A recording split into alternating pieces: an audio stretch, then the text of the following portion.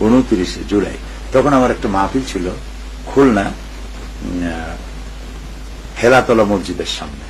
আমি বক্তব্য শেষ করে বাসায় ফিরবো, আমাকে যখন রিক্সা উঠানো হলো সাথে সাথে আমি দেখলাম যে সাদা পোশাক পরা 5-6 জন লোক এসে রিক্সাটা ঘিরে ফেললো। তারা বলল যে DI-1 থানায় বসে আছে, খুলনা থানায়, উনি আপনার সঙ্গে একটু কথা বলতে চান, আপনি মেহরবানি করে থানায় আসেন।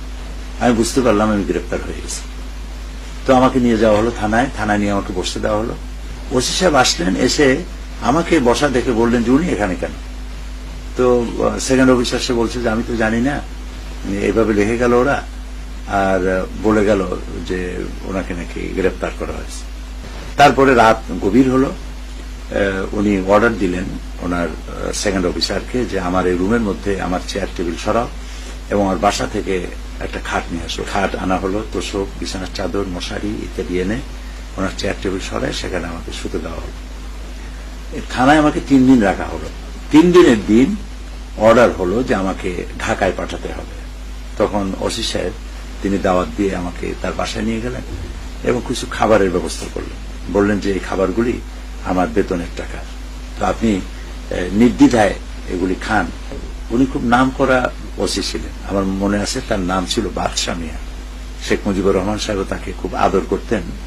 তো বাদশা মিয়া তিনি আমাকে বললেন, থানায় কোনো রথী মহারথী গ্রেপ্তার হয়ে আসলে তাকে খাট দিয়ে শোয়ানো হয়, মশারি টানায়, আমার সার্ভিস লাইফে আমি দেখি নাই। আমি আপনার জন্য এটা কেন করলাম তাও আমি জানি না, এটা বললেন। আরেকটা বললেন যে আপনি একটা দোয়া পড়বেন। উনি আমাকে দোয়া শিখাচ্ছেন, একটা দোয়া পড়বেন। কি দোয়া? তিনি বললেন যে আপনি যখনই কোনো সমস্যার সম্মুখীন হবেন তো বলবেন আল্লাহুম্মা ইন্না নাজআলুকা ফি নুহুরিহিম ওয়া নাউযু বিকা মিন শুরুরিহিম। তাই আমি বললাম আপনি এটা জানেন কি করে? তিনি বললেন যে এখানে মওলানা মওদুদী সাহেব আসছিলেন, এই যে হাদিস পার্কে, খুলনা হাদিস পার্কে তিনি বক্তব্য রাখছিলেন, তিনি হাদিস থেকে এটা উল্লেখ করেছিলেন, আর আমি ডিউটিতে ছিলাম, আমি এটা নোট করে নিয়েছিলাম, মুখস্থ করে নিয়েছি। তো আমি দেখলাম যে লোক আল্লাহর মেহরবানি হাদিসের খোঁজ খবর রাখে। আমি বললাম তো আমার এটা তো মুখস্থ আছে, আপনি স্মরণ করেন, আপনাকে ধন্যবাদ। পুলিশ লাইন থেকে 5 জন পুলিশের, একজন হাবিলদার সহ 5 জন পুলিশ, তাদের কাছে দেখলাম দড়ি আছে আর আছে তাদের কাছে হ্যান্ডকাপ। তোরা জিজ্ঞেস করছে স্যার কাকে নেব, ঢাকা কাকে নিতে হবে? তো এটা বলার পরে ওসি সাহেব বললেন যে তাদের ধারণা ছিল যে আসামি হাজতের মধ্যে।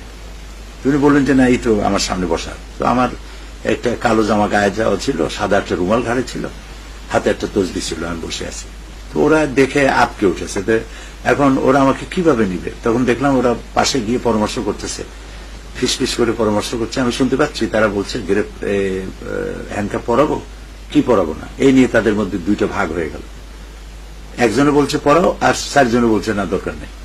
তারপরে তারা সিদ্ধান্তহীনতায় ভুগছে, দারোগার কাছে, ওসি সাহেবের কাছে গিয়ে জিজ্ঞেস করলো যে আমরা এখন কি করব, আমরা তো সাহস করতেছি না হ্যান্ডকাপ পরাবার জন্য। তো ওসি সাহেব বললেন যে আমি তো এটা বলতে পারবো না, যেহেতু উনি আমার এখানে 3 দিন ছিলেন, নিজের ইচ্ছায় কোনো সেন্ট্রি ছাড়াই তিনি গেছেন, উজু করতে গেছেন, গোসল করতে গেছেন, নামাজ পড়ে মসজিদে আবার এখানে ফিরে এসে বসছেন, আমি কোনো পুলিশ ওনার পিছনে লাগাইনি।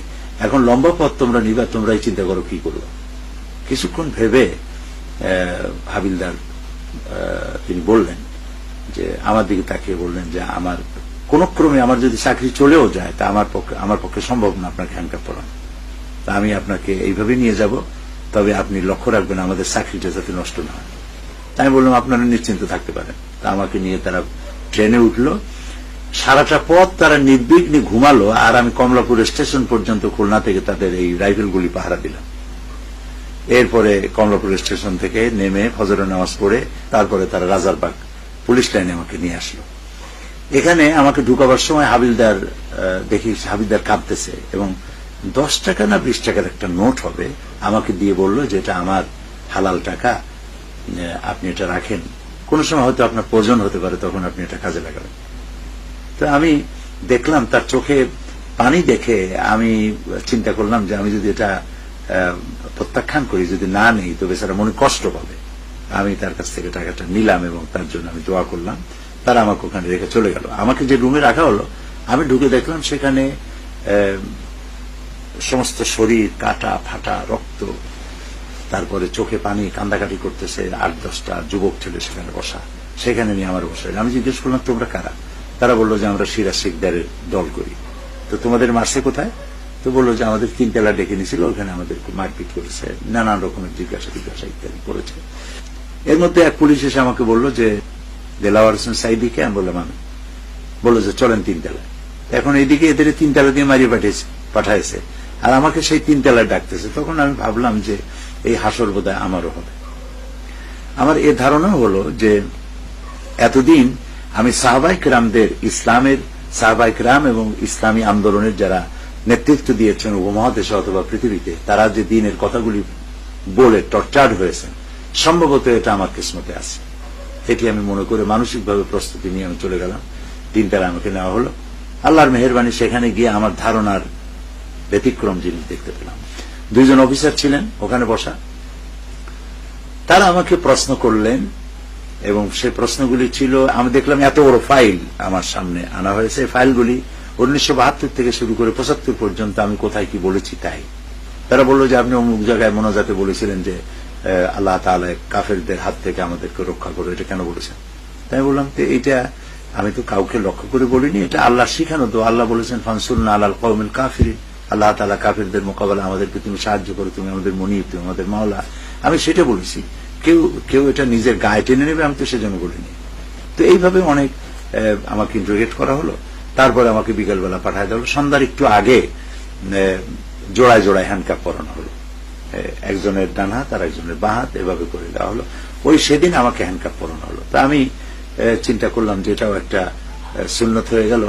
ইউসুফ আলাইহিস সালাম জেলে গিয়েছিলেন, বহু নবী পয়গম্বর আল্লাহর ওলিদের হাতে হ্যান্ডকাপ পরেছে। তো আমাকে নেওয়া হলো, এটা হচ্ছে শাহবাগ পুলিশ কন্ট্রোল রুম, সেখানে ঢুকানো হলো। ওরা একজন একজন করে খুলতেছে আর ভিতরে ঢুকাচ্ছে। তো সেই অবস্থায় আমাকে একটা পুলিশ দাড়িওয়ালা বুড়া মানুষ, সে ঢুকাচ্ছে একজন একজন করে। যখন আমি পালাক্রমে যখন আমি আসছি, তখন ওই আমার সাদা পাজামা আর কালো জামা দেখে আমার দিকে তাকাইছে, চেহার দিকে তাকায়া এটা খুলতে ছিল। আর পুলিশটা কেঁদে ফেললো, বললো যে আহারে এইসব মানুষ ধরা আরম্ভ করেছে, দেশ তো থাকবে না। ঠিক এই কথাগুলি তিনি বললেন। আমি ভিতরে ঢুকলাম। সবাইকে ঢুকাবার পর এই পুলিশ বেচারা ঢুকছে আমার রুমে। রুমটা খুবই সংকীর্ণ। পুলিশ এসে আমাকে বলল, ওই সেই পুলিশটা যে আমাকে ওখান থেকে ছাড়লো, সে এসে বলল যে এখানে তো খাবার খুব নিম্নমানের, আপনার কাছে যদি টাকা থাকে তাহলে টাকা দেন, আমি আপনার খাবার এনে দিই বাইরের থেকে। তো আমি ওই সেই হাবিলদারের দেওয়া সেই টাকাটাই ছিল আমার কাছে পুঁজি, আমি সেটা তাকে দিয়ে দিলাম। সে তখন আমার জন্য খাবার নিয়ে আসলো। আমি সেই খানা খেয়ে, ঘুম আসতেছে না, এই পরিবেশ তো জীবনে পড়ি নাই কখনো, বিনা বালিশে বিনা বিছানায়। আমার কাছে শুধু একটা ছোট্ট কোরআন শরীফ ছিল আর একটা রুমাল, আর কিছুই নাই, জামা আর পাজামা, বাস শেষ। এরপরে স্বপ্নে দেখি, সেই গভীর রাত্রে স্বপ্নে দেখছি বৃষ্টি পড়তেছে, মুষলধারে বৃষ্টি।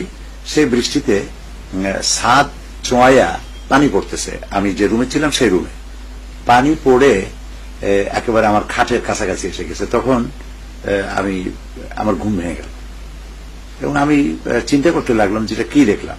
পরে আমার ধারণা হলো যে বৃষ্টি আল্লাহর রহমত। তো আমি চিন্তা করলাম যে বর্তমান যে শ্বাসরুদ্ধকর অবস্থা চলছে সারা বাংলাদেশে, আল্লাহ তাআলার পক্ষ থেকে কোনো রহমত, কোনো কল্যাণ গোটা জাতির প্রতি হবে বলে আমি স্বপ্নের দ্বারা আমি অনুমান করলাম। এরপর আবার আমাকে নিয়ে আসা হলো রাজারবাগ পুলিশ লাইনে, সেখানে আবার ইন্টারোগেট করা হলো, আবার নিয়ে যাওয়া হলো সেখানে। তৃতীয় দিন আমাকে 15 days ডিটেনশন দিয়ে জেলখানা পাঠিয়ে দেওয়া, ঢাকা সেন্ট্রাল জেল। নতুন অভিজ্ঞতা, জীবনে কখনো জেলে যাইনি। আমার চশমা, আমার কলম, আমার ঘড়ি সব গেটে রেখে দেওয়া হলো। এরপরে ঢুকানো হলো জেলখানার ভিতরে। আমি ঢুকলাম, রব্বি আদখিলনি মুদখালা সিদকিন ওয়া আখরিজনি মুখরাজা সিদকিন ওয়াজআলনি মিন লাদুনকা সুলতানান নাসীরা, এই দোয়া পড়ে ভিতরে ঢুকলাম। তো ঢুকে আমি সেখানে দেখলাম যে আমার অপেক্ষা করছে লোকেরা। তো আমাকে নিয়ে রাখা হলো ওই আসামি প্রথম নিয়ে যেখানে রাখা হয় সেখানে। তারপরে সেখানে দুইটা কম্বল আমাকে দেওয়া হলো। দুইটা কম্বলের একটা বিছায়া আর একটা মাথার তলে দিয়ে বালিশ শুইতে বললো তারা। তো তাই করলাম। খাবারের সময় যখন আসলো, এশার নামাজ পড়লাম। তো সে রাতের বেলায় খাবার নিয়ে আসলো আমার জন্য, যেহেতু আমি রাতে পৌঁছেছিলাম, সম্ভবত মনে নেই এখন। তো খাবার এলো, সেই খাবারটা ছিল খুব মোটা আটা এবং দুর্গন্ধ, মাছের ঝোল, তাও দুর্গন্ধ। সকাল দেখলাম মেজর জাইনুল আবেদিন, মৌলানা মতিন, লেবার পার্টি। ওনারা আমার জন্য নাস্তা তৈরি করে এখানে নিয়ে আসছেন এবং নাস্তার ব্যবস্থা করলেন। এরপরে জেল সুপারিনটেন্ডেন্ট আসলেন আমার কাছে, এসে তিনি বললেন যে আপনার জন্য ডিভিশনের ব্যবস্থা হয়েছে, সেখানে বিকেলে নিয়ে যাওয়া হবে, তবে এখনই আপনাকে এক জায়গায় বক্তৃতা করতে যেতে হবে। তা আমি চিন্তা করলাম যে ঢেকি স্বর্গে গেলে নাকি বাড়াবানে, তো আমি আসলাম, আমাকে আনা হলো জেলে, এখানে আমাকে বক্তৃতা করতে হবে। বললো যে হ্যাঁ বক্তৃতা করতে হবে, প্রত্যেকটা এলাকা থেকে আপনাকে চাচ্ছে যে আমাদের এলাকা থেকে রাখা হোক। তো আমাকে নিয়ে যাওয়া হলো কত নম্বর ওর খাতা বলে, তো আমার আজকে মনে নেই কত নম্বরে নিয়ে গেছিল। তো সেখানে গেলাম, যে দেখি যে হল ভর্তি সমস্ত আসামিরা। তারা আমাকে ওরা বলল যে এরা হচ্ছে চোর, ডাকাত ইত্যাদি নানান পদের অপরাধে, সামাজিক অপরাধে অপরাধী। আমি সেখানে 1 ঘন্টা বক্তৃতা করলাম চরিত্র সৃষ্টির উপরে, কোরআন এবং হাদিস দিয়ে। খুব কান্দাকাটি তারা করলো, মোনাজাত করলাম। বিকাল আসলো, বিকাল বেলায় আমাকে পুলিশেরা এসে নিয়ে গেল আরেকটি এরিয়া, এটা ডিভিশন এরিয়া। ওইখানে নিয়ে 10 নম্বর রুমটা আমাকে দেওয়া হলো। আমি সেই রুমের মধ্যে ঢুকলাম, তখন জেল সুপারিনটেন্ডেন্ট আমাকে বললেন যে এখানে মাওলানা ইউসুফ সাহেব, উনি এখানে ছিলেন 22 মাস, এটা আপনার জন্য বরাদ্দ হলো।